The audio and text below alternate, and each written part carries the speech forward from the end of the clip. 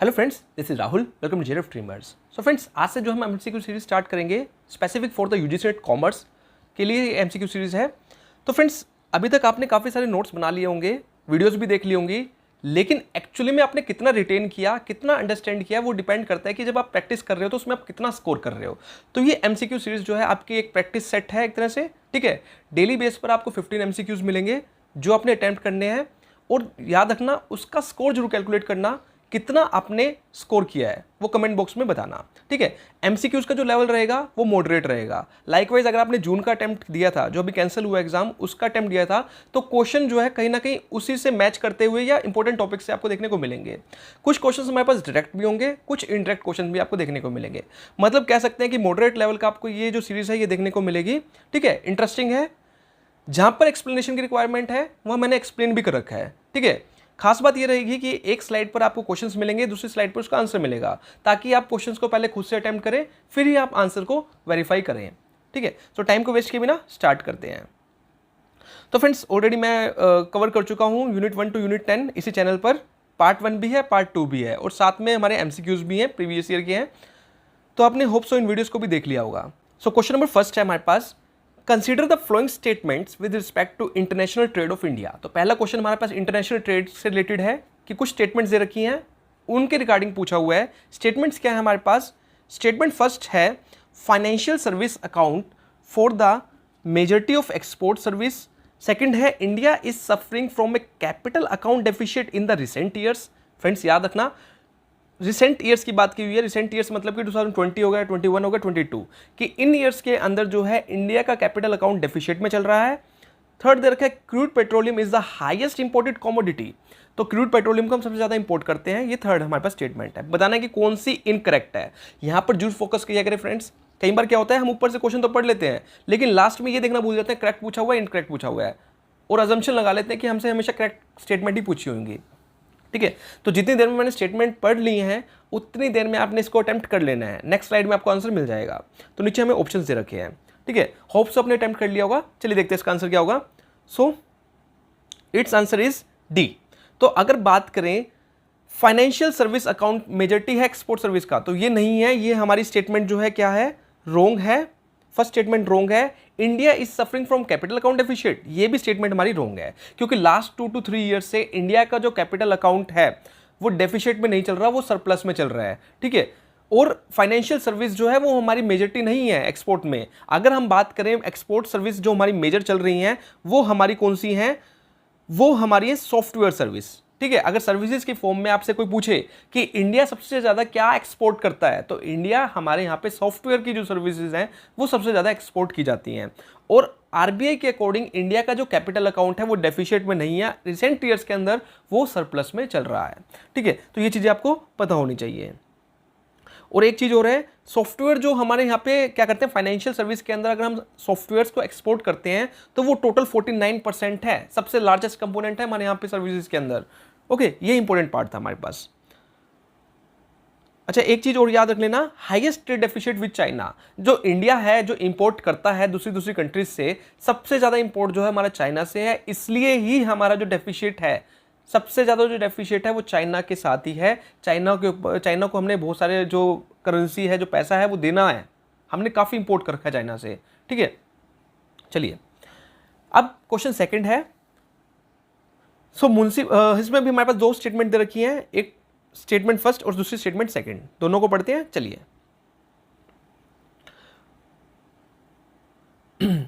Statement दे रखी है हमारे पास, municipal tax relating to the current year can be deducted even it is not paid. जो municipal tax होता है जो हर ईयर लगाया जाता है, वो हमको तभी भी डिडक्ट हो जाएगा। आपको पता है कि जब हम ग्रोस एनुअल वैल्यू निकालते हैं उसके अंदर से हम क्या करते हैं, म्युनिसिपल टैक्स को डिडक्ट करते हैं। तो स्टेटमेंट फर्स्ट का है कि वो तब भी डिडक्ट होगा जब आप उसको पे नहीं करोगे। सेकंड स्टेटमेंट कहता है interest on loan taken for the purchase related to the current year can be deducted if it is not paid. Second statement में कहा है कि आपने क्या लिया, हाउस बनाने के लिए लोन लिया था। अब उस लोन पे आपको पता है कि आप इंटरेस्ट पे कर रहे हो, उस इंटरेस्ट की हमें डिडक्शन मिलती है। तो कहते हैं कि ये जो इंटरेस्ट की डिडक्शन आपको तभी भी मिलेगी जब आप इंटरेस्ट पे नहीं किया है, ठीक है। तो नीचे हमें ऑप्शंस दे रखे हैं, statement first is correct, second is incorrect. B दे रखा है statement first is incorrect, second is correct, C दे रखा है statement first and second both are correct, D दे रखा है first and second both are incorrect. तो जब तक मैंने क्वेश्चन पढ़ा होप्स आपने इसको अटेम्प्ट कर लिया होगा। चलिए देखते हैं आंसर क्या होगा। So it's answer is B. ठीक है, बी कौन सा है हमारे पास, स्टेटमेंट फर्स्ट इज इनकरेक्ट। अब देखो सेक्शन 24B, ये सेक्शन इंपॉर्टेंट है, याद रखना हमेशा। ये सेक्शन है हमारे पास सेक्शन 24B। ये सेक्शन कहता है कि जब तक आप म्युनिसिपल टैक्स पे नहीं करोगे तो वो डिडक्ट नहीं होगा। ठीक है, जिस ईयर में पे करोगे तभी वो क्या होगा, डिडक्ट होगा। लेकिन इंटरेस्ट और लोन चाहे आप पे करो चाहे ना करो, उसकी डिडक्शन आपको मिलेगी ही। तो स्टेटमेंट हमारे पास जो है ऑप्शन बी क्या हो जाएगा, करेक्ट हो जाएगा। होप्स आपको क्लियर हो गया होगा। सो 24B सेक्शन है, ये इंपॉर्टेंट है इनकम टैक्स का, जिसके अंदर बताया हुआ है कि म्युनिसिपल टैक्स जिस टाइम पे पे किया जाएगा तभी वो डिडक्ट होगा। लेकिन इंटरेस्ट की डिडक्शन जो होती है वो एक्रूअल बेसिस पर होती है। एक्रूअल बेसिस अकाउंटिंग के अंदर हम पढ़ते हैं, एक्रूअल बेसिस और पेड बेसिस। एक्रूअल बेसिस कौन सा होता है, चाहे आप कैश पेमेंट करो चाहे ना करो, उसकी डिडक्शन आपको फिर भी मिलेगी। थर्ड क्वेश्चन है मैच ऑफ द फ्लोइंग का क्वेश्चन है, देखते हैं। तो थर्ड में दे रखा है हमें वर्ल्ड बैंक ग्रुप इंस्टीट्यूशंस। आपको पता है कि 5 इसके अंदर आते हैं वर्ल्ड बैंक के अंदर, सॉरी 4 होते हैं। एक तो वर्ल्ड बैंक IBRD खुद होता है, इसके प्राइमरी फंक्शंस हमें पूछ रहे हुए हैं, तो मैच करना है। तो इंस्टीट्यूशंस कौन कौन से हैं, IBRD है, IDA, IFC एंड मिगा। फंक्शंस कौन कौन से दे रखे हैं, फर्स्ट फंक्शन दे रखा है offer grants and concessional loans aimed at poverty reduction. Second है provide guarantee to protect investment against non commercial risk. Third दे रखा है aims at fostering development with loans and advisory services to middle and low income nations. Fourth दे रखा है promote economic development through investing in private sector. नीचे हमें क्या दे रखे हैं, ऑप्शंस दे रखे हैं।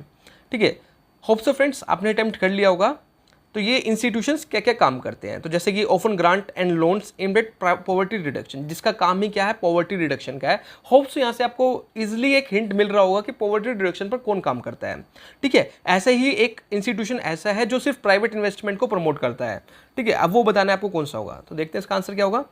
सो इट्स आंसर इज ए। इसका आंसर हमारे पास क्या है, ए है। फ्रेंड्स मैंने एक्सप्लेनेशन दे रखी है, PDF में आपके साथ शेयर कर दूंगा टेलीग्राम चैनल पर। ठीक है, अगर एक्सप्लेनेशन आपको डीप डाउन जाकर पढ़नी है तो वहाँ पे आप इसको पढ़ सकते हो। तो यहाँ पे हम सिर्फ ओवरव्यू ही लेंगे इन चीज़ों का। तो इसका आंसर हो जाएगा ए।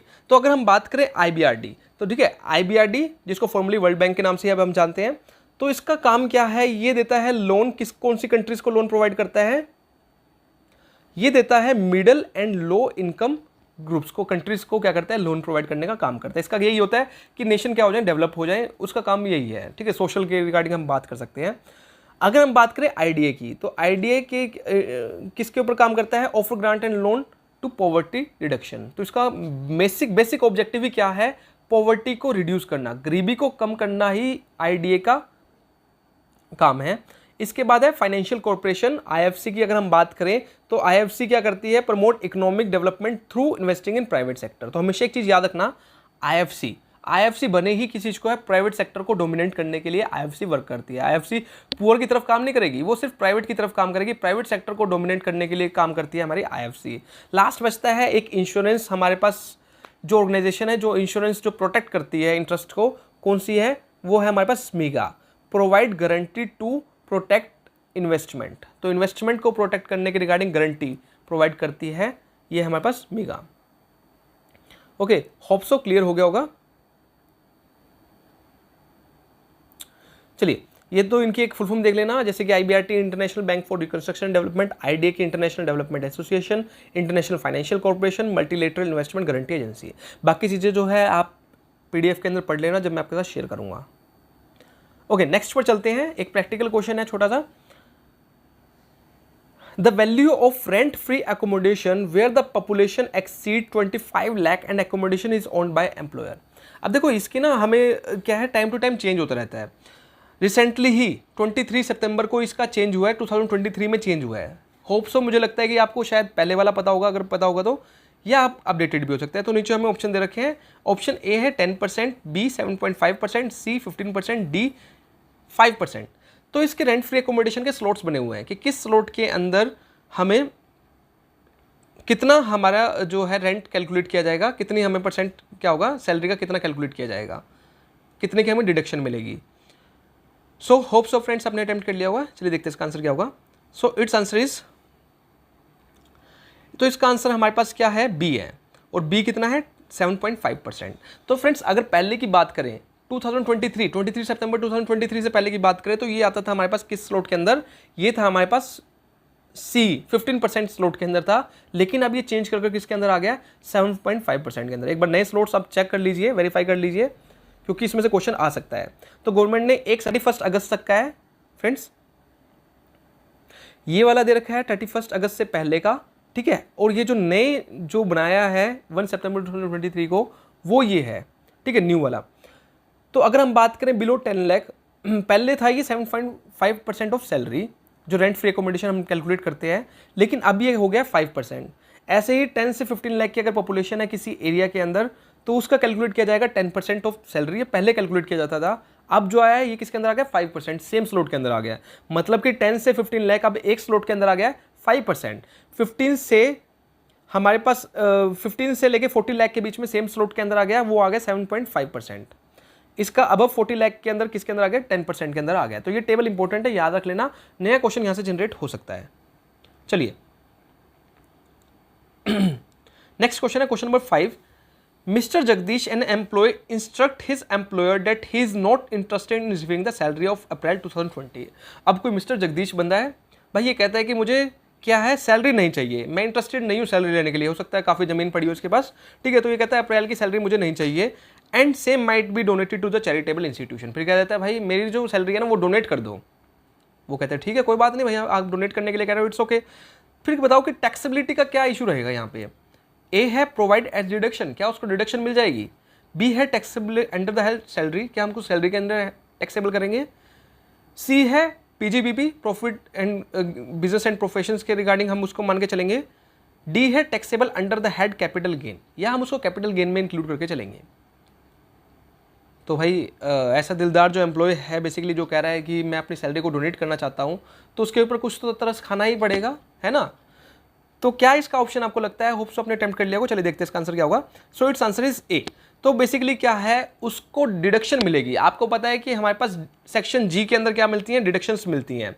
अब वो डिडक्शंस किस चीज़ के रिगार्डिंग, क्योंकि उसने डोनेट किया है, चैरिटी करी है, तो चैरिटी के रिगार्डिंग उसको क्या मिल जाएगी, डिडक्शन देखने को मिलेगी अंडर द सेक्शन जी। चलिए नेक्स्ट पे चलते हैं। Which of the following is not a public sector insurance company. अच्छा, इस बार का जो क्वेश्चन आए थे, जो बेसिकली जून का आपने एग्जाम देखा होगा, तो उसके अंदर ना फैक्चुअल्स क्वेश्चन काफ़ी थे। जैसे कि पूछ लिया कि जैसे कि जो पेपर मैंने देखा था, जैसे कि मान लो कि नाबार्ड हो गया, कब डेवलप हुआ था, ठीक है, सीक्वेंसिंग में लगाने थे, या काफ़ी सारे क्वेश्चन से डेवलपमेंट बैंक्स के रिगार्डिंग आए हुए थे। तो फैक्चुअल क्वेश्चंस भी काफ़ी इंपॉर्टेंट है फ्रेंड्स, ठीक है, इसके ऊपर भी आप ध्यान रखना। अब जैसे कि यहाँ पे पूछा हुआ which one of the following is not a public sector insurance company. A United Indian Insurance Company, B the New India Assurance Company, C SBI Life Insurance Company, D General Insurance Corporation of India. तो काफ़ी important question है friends, क्योंकि देखने से लगेगा कि सारी public sector की हैं, लेकिन इसमें एक कंपनी हमारी पब्लिक सेक्टर की नहीं है, वो आपको बतानी है। होप सो आपने अटेम्प्ट कर लिया होगा, चलिए देखते हैं। So it's answer is C. तो एसबीआई लाइफ जो है वो हमारी पब्लिक सेक्टर की कंपनी नहीं है, क्योंकि ये एक जॉइंट वेंचर है किस किस के बीच में, स्टेट बैंक ऑफ इंडिया के बीच में, और एक फ्रेंच फाइनेंशियल इंस्टीट्यूशन है बीएनबी पैरिबस कैडिफ, इसके बीच में क्या है, ये एक जॉइंट वेंचर है। तो it's not a public sector company. Hope so clear हो गया। चलिए नेक्स्ट क्वेश्चन है, व्हाट डज द स्वोट एनालिसिस नॉट इन्फॉर्म। अच्छा, स्वोट हम करते हैं बेसिकली, आपको पता है कि स्ट्रेंथ, वीकनेस, अपॉर्चुनिटी, थ्रेट्स हम जानते हैं किसी भी ऑर्गेनाइजेशन के, लेकिन स्वोट एनालिसिस हमें एक चीज़ के बारे में नहीं बताता। A demographic constraints, B competitive advantage, C segment to target, D vendor cost analysis. बहुत ईजी क्वेश्चन है, लेकिन थोड़ा कंफ्यूजिंग भी रहेगा, ठीक है। होप सो आपने अटेम्प्ट कर लिया होगा। तो क्वेश्चंस को रिकॉर्ड करते रहना, कितना आपका स्कोर बन रहा है प्लीज़ कमेंट करके जरूर बताना, ठीक है। चलिए, सो इट्स आंसर इज डी। तो बेसिकली वेंडर कॉस्ट एनालिसिस, ये तो फाइनेंशियल एनालिसिस की बात कर रहे हैं यहाँ पे, ठीक है, कॉस्ट एनालिसिस की बात कर रहे हैं, तो ये हमारा स्वोट एनालिसिस के अंदर नहीं आता है, क्योंकि स्वोट एनालिसिस के अंदर हम सिर्फ स्ट्रेंथ, वीकनेस, अपॉर्चुनिटी और थ्रेट्स को ध्यान में रख रहे हैं, लेकिन cost analysis is basically different aspect, okay, next question पर चलते हैं। Question number 8, which of the following is not the publication of IMF? IMF की इनमें से कौन सी पब्लिकेशन नहीं है? अच्छा फ्रेंड्स, एक चीज़ याद रखना, IMF की और वर्ल्ड बैंक की दोनों की पब्लिकेशंस काफ़ी इंपॉर्टेंट है और दोनों के हेडक्वार्टर्स कब इस्टेब्लिश हुए, भाई साहब हर जगह इसका क्वेश्चन देखने को मिलता है। ठीक है, चाहे आप कोई स्कूल लेवल का एग्जाम दे लो, नेट लेवल का एग्जाम दे लो, कोई सा भी एग्जाम दे लो, इनसे रिलेटेड क्वेश्चन आपको देखने को मिलता ही मिलता है। So A, world economic outlook, B, global financial stability report, C, physical report, D, world development report. Hope so friends आपने अटेम्प्ट कर लिया होगा। तो कुछ क्वेश्चन हमारे डायरेक्ट भी हैं इसके अंदर, कुछ इनडायरेक्ट क्वेश्चन भी हमें देखने को मिल रहे हैं। So it's answer is D, world development report. तो वर्ल्ड डेवलपमेंट रिपोर्ट बेसिकली कौन देता है हमारे पास? वर्ल्ड बैंक प्रोवाइड करता है। तो वर्ल्ड बैंक कौन कौन सी रिपोर्ट प्रोवाइड करता है? ये हमें ease of doing business provide करता है, वर्ल्ड डेवलपमेंट रिपोर्ट प्रोवाइड करता है। लेकिन अगर IMF की बात करें तो economic outlook, global financial stability report और फिजिकल मॉनिटर, ये सारी रिपोर्ट जो है ये IMF प्रोवाइड करता है। तो याद रखना, होप सो कल को चेंज करके भी क्वेश्चन पूछा जा सकता है। होप सो क्लियर हो रहा होगा फ्रेंड्स। में चलते हैं, क्वेश्चन नंबर 9 है हमारे पास। If an asset is put to use for less than 180 days, अगर आप कोई एसेट्स को 180 दिन से कम टाइम के लिए यूज करते हो in the previous year, then depreciation is charge at what rate of the following as per the Income Tax Act. तो बेसिकली इनकम टैक्स एक्ट 1961 हमें कुछ कंडीशंस बताता है कि अगर आप किसी एसेट्स को 180 दिन से कम के लिए यूज़ करते हो, सपोज करो आपने एक एसेट्स को परचेज तो कर लिया 1 जुलाई को, लेकिन उसको यूज़ करना स्टार्ट किया आपने 23 अक्टूबर को। तो बेसिकली क्या है, 23 अक्टूबर को अगर आप यूज़ करना स्टार्ट करोगे तो उसके जो डेज बनेंगे 31 मार्च तक वो 180 डेज से कम बनेंगे। तो इस केस के अंदर जो डेप्रिसिएशन चार्ज किया जाएगा वो अमाउंट का कितने % चार्ज किया जाएगा वो पूछा हुआ है। तो ए है 30%, बी 40%, सी 50% एंड डी 60%। तो फ्रेंड्स क्वेश्चन ईजी है, बट कई बार क्या होता है हम कुछ चीज़ें हमें नॉर्मल देखने को नहीं मिलती है। ठीक है, थोड़ा डीप डाउन जाके पढ़ना पड़ता है तभी हमें चीज़ें देखने को मिलती हैं। होप सबने अटेम्प्ट कर लिया होगा। चलिए देखते हैं इसका आंसर क्या होगा। So it's answer is C. तो अगर आप किसी भी असेट्स को 180 दिन से कम टाइम पीरियड के लिए यूज़ करोगे तो उस केस में जो टोटल अमाउंट आपका डेप्रिसिएशन का बनेगा उसका 0.5%, मतलब कि उसका 50% ही क्या होगा, चार्जेबल होगा, उसकी आपको डिडक्शन मिलेगी, बाकी की नहीं मिलेगी। ठीक है, क्योंकि डेप्रिसिएशन हमारा एक्सपेंस कैलकुलेट होता है तो 50% ही वो एक्सपेंस कैलकुलेट होगा आपका। चलिए, सो हमें क्या बताता है ये, बेसिकली ये इनकम टैक्स एक्ट 1961 के अंदर। और एक चीज़ और याद रखना, ये उसके अंदर मेंशन है। और दूसरी बात ये है WDV return down value method को ही कंसीडर किया गया है 1961 एक्ट के अंदर कि ये हमारा क्या रहेगा, इसी के थ्रू कैलकुलेट किया हुआ डेप्रिसिएशन ही क्या रहेगा, मान्य रहेगा। ओके, नेक्स्ट क्वेश्चन पे चलते हैं। क्वेश्चन नंबर 10 है हमारे पास, देख लेते हैं। मैच ऑफ द फ्लोइंग का क्वेश्चन है। अच्छा, स्लोगन्स दे रखे हैं, एक साइड हमें बैंक के नाम दे रखे हैं, दूसरी साइड हमें क्या दे रखा है, स्लोगन्स दे रखे हैं। जैसे कि स्टेट बैंक ऑफ इंडिया है, सिटी बैंक है, इलाहाबाद बैंक है, बैंक ऑफ इंडिया है। स्लोगन्स दे रखा है A tradition of trust, second relationship beyond banking, third दे रखा है the national bank on us, pure banking nothing else with you all the way, fourth दे रखा है लेट्स गेट इट। तो फ्रेंड्स ये थोड़ा सा फैक्चुअल क्वेश्चन है हमारे पास। कई बार क्या होता है, हम जैसे स्टेट बैंक ऑफ इंडिया है, बेसिकली हम सारे विजिट करते हैं, लेकिन हमने कभी उसका स्लोगन कई बार ध्यान से नहीं पढ़ा हो। बहुत लोग हैं जो पढ़ते भी हैं और काफ़ी हिंट से उसको मिल भी पता भी लग रहा है कि कौन सा इसमें से होगा। ठीक है, तो होप सो आपने अटेम्प्ट कर लिया होगा। चलिए देखते हैं इसका आंसर क्या होगा। So it's answer is C. तो इसका आंसर हमारे पास क्या है, सी है। जैसे कि स्टेट बैंक ऑफ इंडिया है तो इसका जो हमारे पास है स्लोगन वो कौन सा है, नेशनल बैंकिंग ऑन अस। अगर बी की बात करें, सिटी बैंक की बात करें, तो इसका क्या है हमारे पास, लेट्स गेट इट। अगर हम बात करें इलाहाबाद बैंक की, ए ट्रेडिशन ऑफ ट्रस्ट, जैसे कि tradition of trust, Allahabad bank जो है इन बैंक से सबसे पुराना बैंक है हमारे पास। तो ट्रस्ट, अगर ट्रेडिशन की बात करें ऑफ ट्रस्ट, क्योंकि काफ़ी पुराना बैंक है, इसके ऊपर हमारा ट्रस्ट रहना चाहिए, थोड़ा सा हिंट लगाकर हम चीज़ों को जान सकते हैं। ठीक है, चलिए नेक्स्ट क्वेश्चन पर चलते हैं।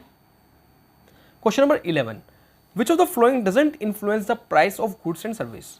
अच्छा, इनमें से कौन सा फैक्टर जो है प्राइस को इन्फ्लुएंस नहीं करेगा गुड्स एंड सर्विस के? A social culture, B demand of product, C aggressive advertising, D price charge by competitors. अच्छा फ्रेंड्स, क्वेश्चन देखने के बाद लग रहा होगा कि कितने सिंपल क्वेश्चन है, बट यही क्वेश्चन जो होते हैं आपके एग्जाम में गलत हो जाते हैं। क्यों हो जाते हैं? शायद ओवर कॉन्फिडेंस की वजह से, ठीक है, या फिर हम इतने बेसिक कंसेप्ट को सोचकर हम लगता ही नहीं, हम इसको पढ़कर ही नहीं जाते हैं क्योंकि हमें लगता है कि तो बहुत बेसिक है, लेकिन एग्जाम में यही गलती होती है। ठीक है, तो इसका आंसर क्या होगा फ्रेंड्स, आपने अटेम्प्ट कर लिया होगा। चलिए देखते हैं इसका आंसर क्या होगा। So it's answer is T.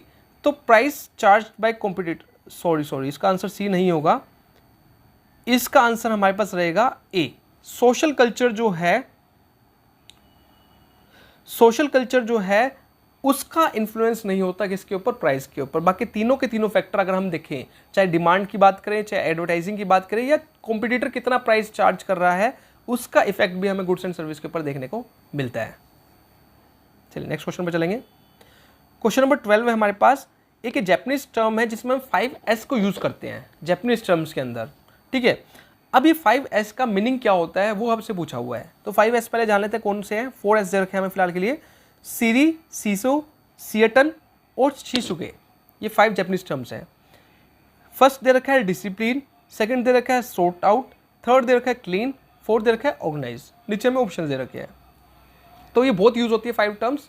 ठीक है, ये यूनिट 6 में से बेसिकली क्वेश्चन आस्क किया गया है। तो होप्स आपने अटेम्प्ट कर लिया होगा। इन 5 टर्म्स के बारे में पढ़ रखा है 5S के बारे में, तो आपको इजीली अटेम्प्ट कर सकते हैं। सो इट्स आंसर इज ए। तो बेसिकली अगर हम बात करें सीरी की, तो सीरी का मतलब होता है क्लीनिंग। अगर सिएटन की बात करें तो इसका मतलब होता है सेट इन ऑर्डर, ऑर्डर के अंदर चीज़ों को लगाना। थर्ड की अगर हम बात करें सीसो की, तो ये क्या होता है, इसका मतलब होता है शाइन, शाइन करना, या क्लीन की हम बात कर सकते हैं। अगर शिसुके की बात करें तो स्टैंडर्डाइज करना चीज़ों को। अगर शिसुके की बात करें तो सेल्फ डिसिप्लिन। ये होती हैं जैपनीज टर्म्स हैं, ये ऑर्गेनाइजेशन में आपको कैसे वर्क करना चाहिए, ठीक है, प्रोडक्शन डिपार्टमेंट के अंदर, तो उसके बारे में बात की गई है। तो 5S को हमें ध्यान रखना होता है। चलिए नेक्स्ट क्वेश्चन पे चलते हैं। Question number 13, the concept of monopoly buyer monopoly was invented by. तो जिस तरह एक मोनोपोली होता है जिसमें सेलर ही एक होता है, लेकिन इसी तरह एक कंसेप्ट है मोनोपोली, इसके अंदर एक ही बायर होता है। अब बताना है कि ये जो कंसेप्ट है किसने दिया है। A Robinson, B Chamberlin, C AP Lerner, D Mr J Robinson, sorry Mrs J Robinson. तो होप सो फ्रेंड्स आपने अटेम्प्ट कर लिया होगा। देखते हैं इसका आंसर क्या होगा। So it's answer is D, that is Mrs J Robinson ने क्या करा है, इस कंसेप्ट को दिया था। वैसे मोनोपोली के अंदर single seller, same single buyer होता है, किसके अंदर, मोनोपोली के अंदर। चलिए नेक्स्ट क्वेश्चन पे चलते हैं। क्वेश्चन नंबर 14 है हमारे पास। एक प्रैक्टिकल क्वेश्चन है फ्रेंड्स। ये फिक्स कॉस्ट दे रखी है हमारे पास 400 की, एवरेज टोटल कॉस्ट दे रखी है 3 की, एवरेज वेरिएबल कॉस्ट दे रखी है 2.5 की, और पूछा हुआ है आउटपुट बताओ। तो थोड़ा सा मैथमेटिकल फॉर्मूलेज लगाकर आप इसके अंदर आसानी से आउटपुट निकाल सकते हैं। क्यों निकाल सकते हैं, क्योंकि बेसिकली आपको पता ही है कि जो हमारे पास फिक्स कॉस्ट होती है, ठीक है, तो फिक्स कॉस्ट कैसे, अगर मान लो एवरेज फिक्स कॉस्ट की बात करें तो टोटल फिक्स कॉस्ट अगर आपको पता हो और डिवाइड कर दो आउटपुट से, तो वो आपके पास एवरेज फिक्स कॉस्ट आती है। इसी तरह आपके पास एवरेज वेरिएबल कॉस्ट कैसे निकलती है, अगर आपके पास क्या हो, टोटल वेरिएबल कॉस्ट हो, उसको आउटपुट से डिवाइड कर दीजिए। टोटल कॉस्ट कैसे निकलेगी, ठीक है, average total cost ATC is equal to TC divide by output. अगर इन तीनों फॉर्मूला का आपको पता है तो इजीली वैल्यूज को पुट करके आप इसको निकाल सकते हो। होप सो आपने निकाल भी लिया होगा। ठीक है, देखते हैं इसका आंसर क्या होगा। So it's answer is C. तो बेसिकली 800 यूनिट्स इसका क्या होगा, हमारे पास आंसर होगा। निकलेगा कैसे, बेसिकली टोटल कॉस्ट आपको क्या करनी है, एवरेज टोटल कॉस्ट निकाल लेंगे।